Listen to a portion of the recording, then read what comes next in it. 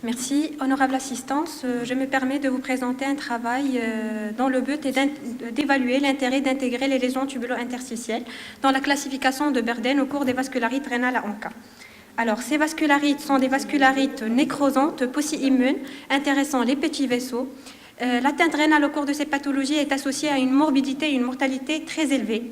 La biopsie rénale joue bien évidemment un rôle diagnostique et pronostique très important. Elle peut montrer aussi bien des lésions aiguës qui peuvent être réversibles que des lésions chroniques qui le sont moins souvent.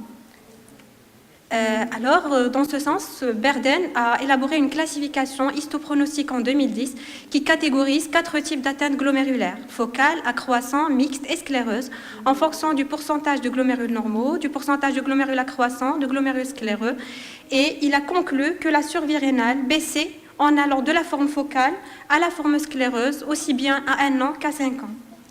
Mais, de façon assez surprenante, c'est une classification qui ne prend pas en considération les lésions tubulo-interstitielles. Elle est purement glomérulaire.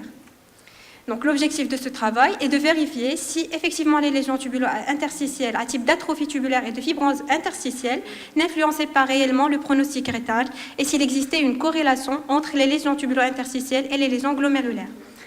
Nous avons alors réalisé une étude rétrospective ayant inclus tous les malades ayant été hospitalisés au service de néphrologie entre janvier 2009 et décembre 2018 pour une vascularite rénale polyimmune. Nous avons inclus les données clinico-biologiques.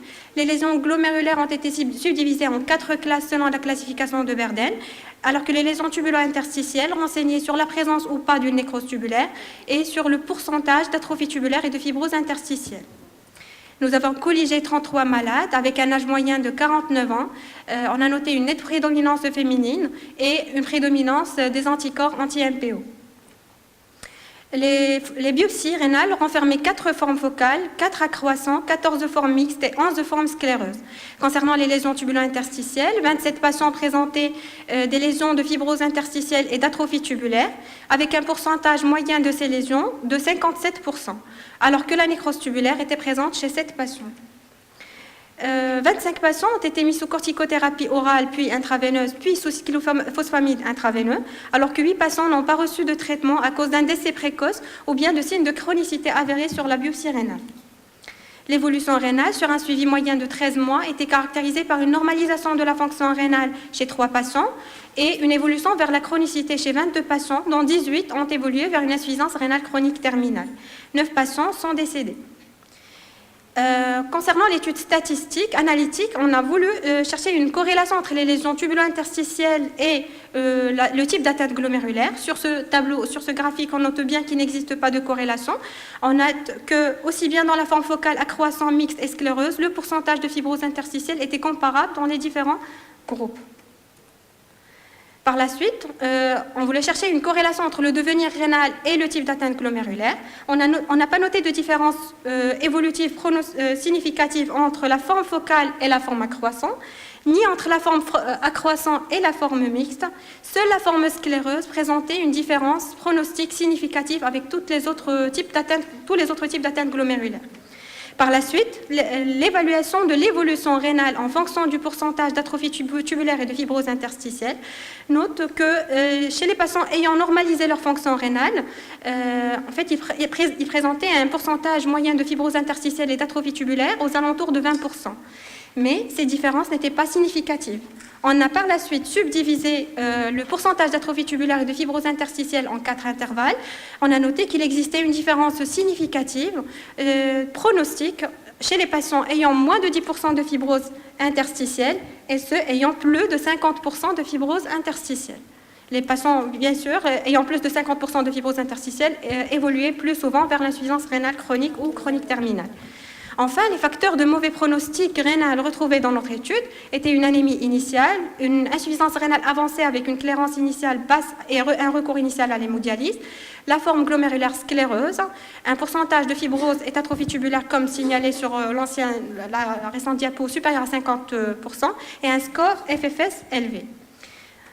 En cherchant un peu dans la littérature, plusieurs travaux appuient les résultats préalablement obtenus par Berden concernant le pouvoir pronostique de cette classification. Néanmoins, d'autres études comme celle-là ne montrent pas de différence pronostique significative entre la forme accroissant et la forme mixte. D'autres ne trouvent pas de différence ni entre la forme focale, accroissant et mixte. Seule la forme scléreuse présentait une différence significative pronostique avec les autres classes, comme ce qu'on a retrouvé dans notre étude. D'autres auteurs signalent que le pourcentage de glomérules normaux est le facteur pronostique le plus puissant dans l'évaluation du pronostic rénal et qu'il dépassait de loin la classification de Berdel. Concernant les lésions tubulo-interstitielles, plusieurs travaux ont noté que l'atrophie tubulaire et la fibrose interstitielle étaient associées à un mauvais pronostic rénal. Sur ce papier, on note que le pourcentage d'atrophie tubulaire et de fibrose interstitielle était corrélé effectivement au pronostic rénal. La survie rénale baissait en allant d'un pourcentage moyen de moins de 10% de fibrose à un pourcentage de plus de 50% de fibrose et d'atrophie tubulaire. Sur cet article, on note qu'il y a une corrélation entre les lésions glomérulaires et le pourcentage d'atrophie tubulaire et de fibrose interstitielle. Les formes focales étant corrélées à moins de fibrose interstitielle et les formes scléreuses présentant plus de fibrose interstitielle, ce que l'on n'a pas retrouvé dans notre étude. Vous avez essayé de conclure, s'il vous plaît. Alors Berdin lui-même, dans cet article, a conclu plus tard que les lésions, l'atrophie tubulaire était effectivement associée à un mauvais pronostic rénal. Il a conclu que l'atrophie et la fibrose tubulaire étaient associées au débit de filtration glomérulaire à 12 mois et le restait même à 24 mois, alors que les lésions glomérulaires perdaient leur significativité au-delà de 12 mois. Dans ce sens, de nouveaux scores ont été élaborés pour nous rapprocher plus du pronostic rénal, notamment le score de chronicité rénale, qui évalue 4 paramètres, la glomérulosclérose, la fibrose interstitielle, l'atrophie tubulaire et l'artériosclérose. Ce score a été élaboré initialement pour classer les lésions rénales de toutes les vascularites, mais il a été validé récemment pour les vascularites rénales A en K. Un autre nouveau score, c'est le score de risque rénal, qui comprend 3 paramètres, le pourcentage de glomérules normaux, le pourcentage d'atrophie tubulaire et de fibrose interstitielle, et le débit de filtration glomérulaire au moment du diagnostic.